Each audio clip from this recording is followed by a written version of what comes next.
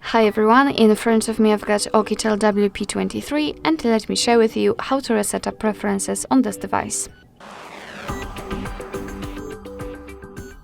So let's start with opening the settings, and here we have to scroll to find the apps.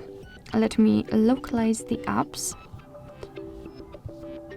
Oh, okay, they are at the very top, almost at the very top. So let's tap on them.